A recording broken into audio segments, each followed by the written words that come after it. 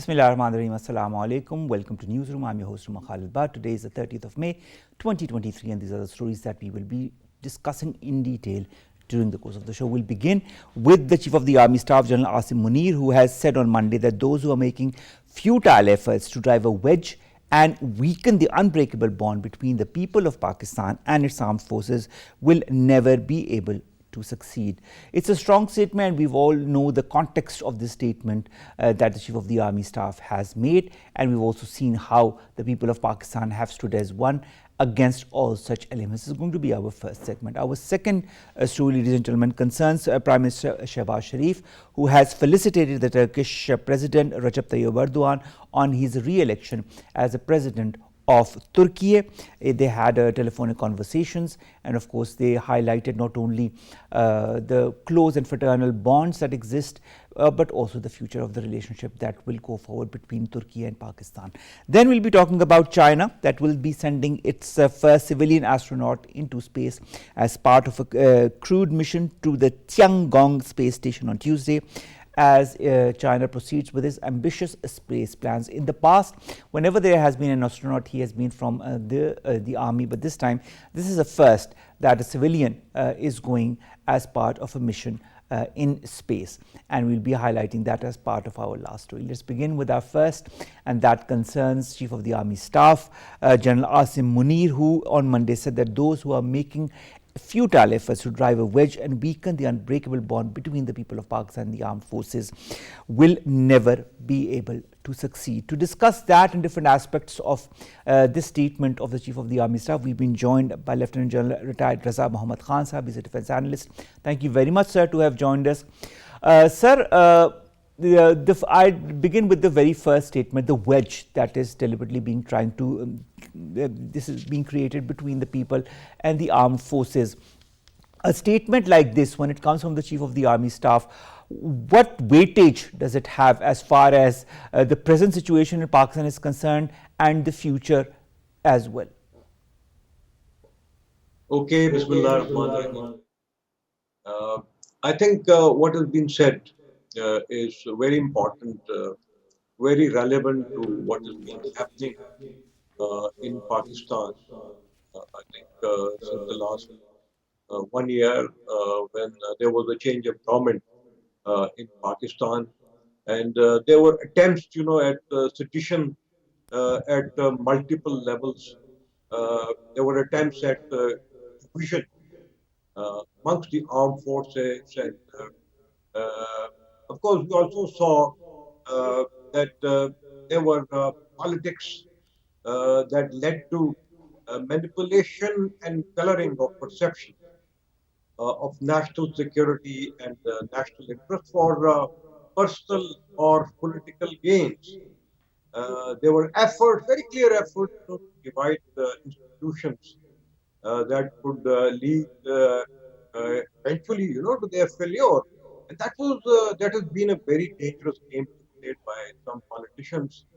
Of course, this was aided and abetted from abroad, and also from some people from within Pakistan, where we very clearly saw the influencing of the arrangement for mob and crowd controls, particularly on the 9th and 10th of May.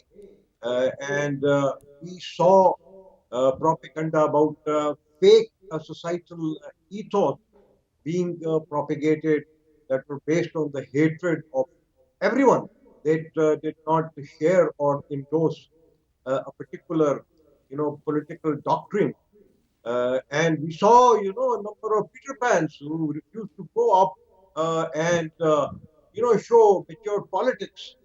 But I think the armed forces of Pakistan knew very clearly that it is their constitutional obligation to defend the national security and national unity and cohesion of Pakistan against all threats, both external as well as internal. And of course, while they were doing that, you saw that in the last 1 year they continued their duties in aid of civil power, like rescue operations in the flood, and the training of many Islamic countries abroad, the UN peacekeeping operations, and they did this all with dignity and respect for everyone. And they continued, to establish the writ of the government to prevent it from descending into any chaos or to become a failed state as they wanted by the internal as well as external enemies of Pakistan. And therefore, I think they contributed in the efforts of the government of Pakistan to take on every kind of harmful behavior that would tear the fabric of our society or the force itself. And I think the civil society and people of Pakistan eventually they realized this and they rejected people, who were involved in all these sinister designs. And you saw that, way of support of people of Pakistan across the political divide following the events of tragic events of the Black Day, 9th and 10th May. And I think the efforts to draw a wedge between the armed forces of Pakistan and the people of Pakistan had failed in the past, it failed now, and it will continue to fail. So I think that statement would be meaningful, and I think that needs to be communicated to all concerned. Or it Raza Khan Sahib, how important is it for any section of the society, whether they belong to the political arena, or they belong to the business arena, or they belong to the development sector, to understand the importance of our armed forces as the first line of defense, as how all of them have been helping, aiding our own people so that they can heave a sigh of relief, sleep peacefully at night while they guard our borders against all the nefarious elements that have been directly or indirectly also been part of this very wedge that was elements tried to create between the armed forces and the people of Pakistan. Also, the way the social media was used this time and since the last year or so in order to create a deliberate rift between the armed forces and the people of Pakistan, and also to give the armed forces a bad name. Do you feel that has been part of the fifth generation warfare that the Chief of the Army Staff also highlighted while he was talking recently in Quetta? And he said, and I'll like to quote, the operational preparedness for conventional, sub-conventional and fifth generation warfare is the need of the hour. Do you feel an example of that fifth generation warfare has been the way the social media has been utilized by such forces to create this rift? Absolutely. I think because our external as well as internal enemies realize that, this is a vulnerable flank of Pakistan. They also know that defense of our digital domain has in the past, it has not been given the due attention. But I think there is a realization that probably, this is the most important flank, uh, when it relates to the conventional operations uh, in whatever level or stage it may be. So this has to be taken on, and we saw the enemies of Pakistan working on our vulnerabilities. And they knew what our economic weaknesses and vulnerabilities are, the political divisions and vulnerabilities. Even they tried, to hurt us internationally through the FATF and through other means to make it difficult for us, in particular, to achieve or to secure political balance and stability. And this has been very clearly mentioned, in that so-called global doctrine. And the efforts were made, to lead Pakistan through the Taliban and through such acute political polarizations and divisions. through the social media and sometimes even through the mainstream media. And efforts were again uh, made, at to point out that personal values are somehow, above the values of the states, and in that even morality sometimes became totally irrelevant. That was very, very unfortunate that social media was so blatantly used and misused. And the main reason for that is obviously, our weak defamation laws, our weak control or regularization of social media. So I think we need to pay a very particular attention toward that. And of course, as we are all aware, the Pakistan Army is 100% volunteer army. It is a national army. It keeps, the security and the safety of its citizen above everything else, and that was actually exhibited on the 9th and the 10th of May. That despite provocation and despite attacks on the military installations, uh, and despite the desecration of the monuments of our martyrs, the army did not retaliate the way people were expecting it to do, because probably if they had done that, then the result would have been something totally different. So I think the armed forces of Pakistan, particularly the army, displayed great patience, and love for the people of Pakistan, particularly the misguided people who were actually brainwashed to go and attack the national institutions in places like Radio Pakistan and other places. It was also, the biggest test of the loyalty of the armed forces, their loyalty, their discipline, their cohesion, their unity, and their faith in the system as desired by the Qaid, in the motto that he gave to the country.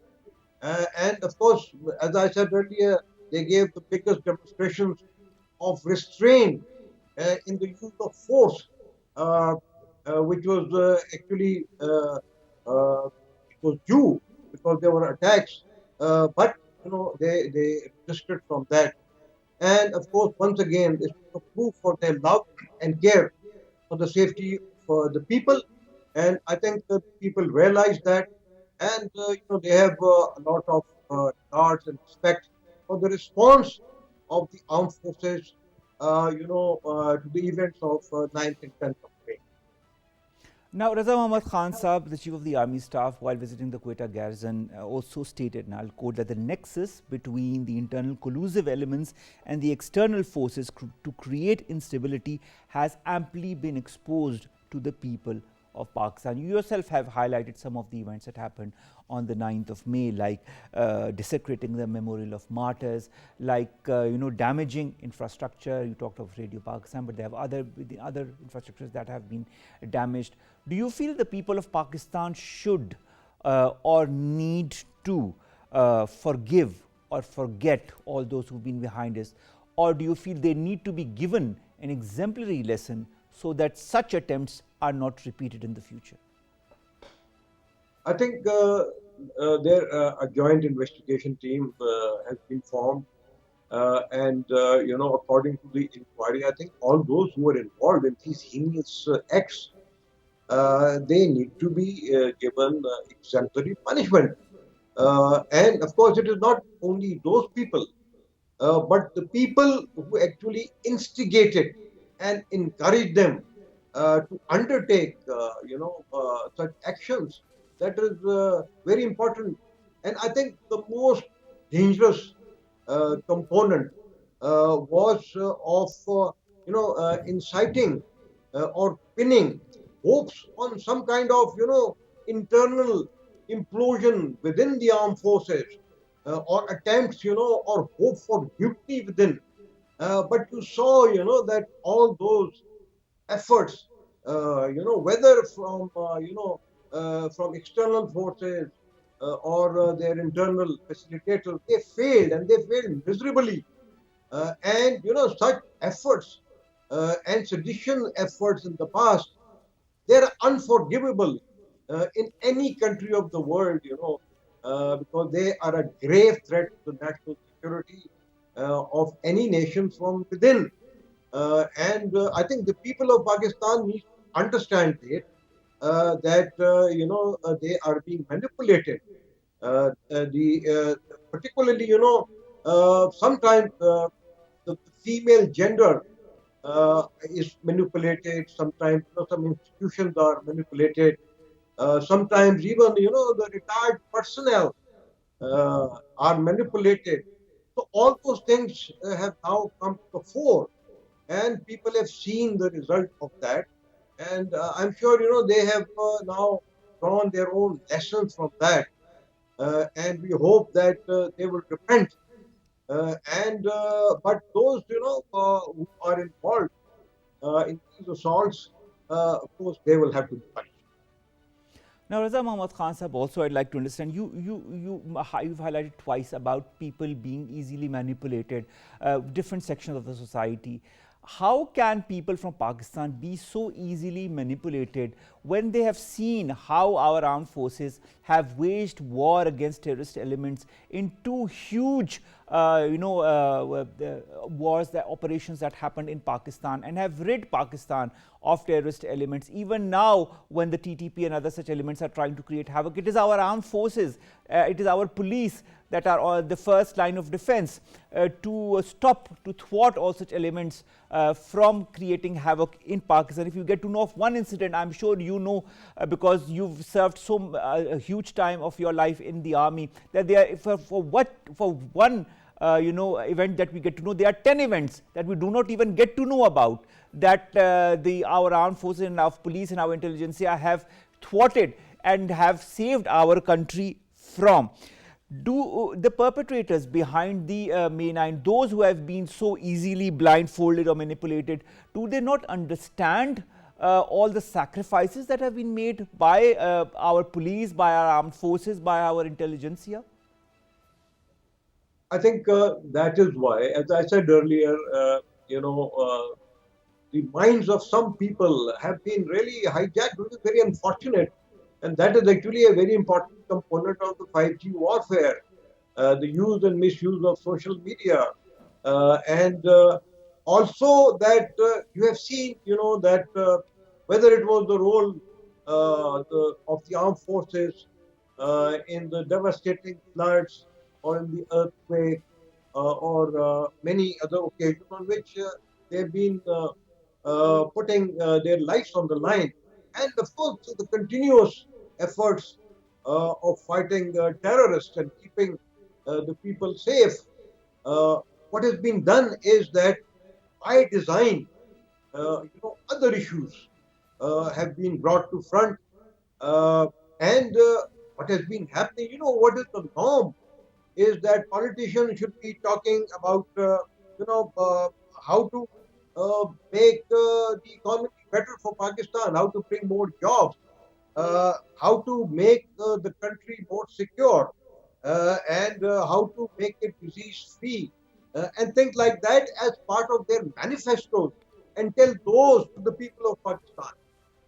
But in this case, I think multiple theories of uh, fake narratives and things like that, they've been brought forth, and through rhetoric, people's thinking have been directed in the wrong towards the wrong direction, and in the wrong sort of avenues. So that is dangerous, and I think we need to have a proper plan to fight this 5G warfare, both from the external enemies and the internal enemies. We need to actually properly fund it. We need to improve our laws, and we need to request the judiciary to help and assist the country in beating this 5G warfare. Because if this is not done, then I'm afraid we've seen that some people will continue to hijack the minds of our people, particularly the youth, and I think that is going to be very dangerous and disastrous in the long run for the national interest as well as the national security of Pakistan.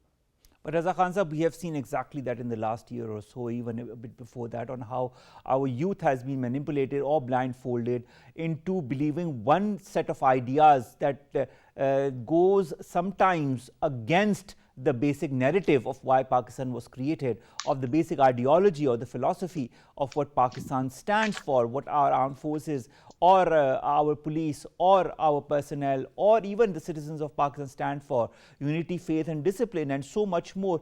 A lot of things have been misconstrued and shown in a very different light, and that is why we have one section of our society that belong to different sections, that belong to different ideologies, that have been blindfolded into believing things in one manner. But at the same time, after the incident of the 9th of May, sir, there have also been a lot of people who have shown their respect and their belief in our armed forces. We've seen so many slogans, banners that have come up from different sections of the society in different parts of the country. We've seen different rallies that continue to crop up in different parts of the country that show solidarity with our armed forces.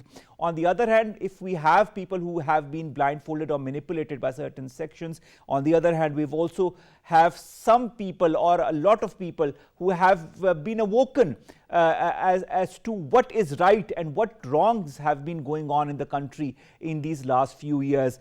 Do you feel this is also a testimony of the unbreakable bond that exists between the two patriots and our armed forces and our police personnel and our intelligentsia? Absolutely. I think people have now realized that they've been fooled for petty personal political agendas. They've been asked, to go and face bullets so that they can save some people, from going to prison or going to courts for crimes they may have committed.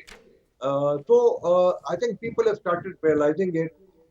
They've also started, knowing uh, that there has been a lot of propaganda. And if you recall, now even foreign newspapers like France 24 was there, uh, and it says that many of the tweets that were generated by certain political parties were just manufactured lies. They were not based on facts. And, they were not the event that was shown there on Twitter and other social media platforms. They did not happen even in Pakistan. 1,000 Honduran, people who were migrants and marching towards U.S. borders last year, they were actually shown as people who are going and facing the police. And similarly, coffins were shown being carried as people who were fired upon by the army. Again, they were not part of what happened in Pakistan, or it had happened, those events had happened, elsewhere in another time, like in Parachinar, or, some vehicles were torched and put to fire, which were blamed on the security forces during 9th and 10th May, which had actually happened again about 6 or 7 months back in Noshera, where there was a fire incidents and many more like that. Hmm. So all these things, which have now come to fore, and the people know about this, that fake narratives are being propagated, and that they need to actually protect themselves from that. It is also, now the responsibility of our mainstream media, responsibility of all patriotic citizens the responsibility of parents to educate their children how they can shape their own minds from this kind of propaganda, whether it is from abroad or from within. I totally agree with you, Raza Khan Saab, and I really hope that this whole systemic fake narratives building that has been going on in Pakistan since quite some time comes to a stop, that people understand and start to think on the lines of what is right and what is wrong, what is credible and what is not, in order to ascertain, in order to believe what could be the truth and what could not be the truth. And in that aspect, there is also the realization that needs to be that realization that our armed forces and our lines of first defense have always been on our side and will continue to be on our side. I'd like to end with this quote by our Chief of the Army Staff, who said, "The Pakistan Army, being one of the strongest armies in the world, with the blessings of Allah and undaunted support of the proud people of Pakistan, can neither be deterred nor be coerced by everyone." Alhamdulillah.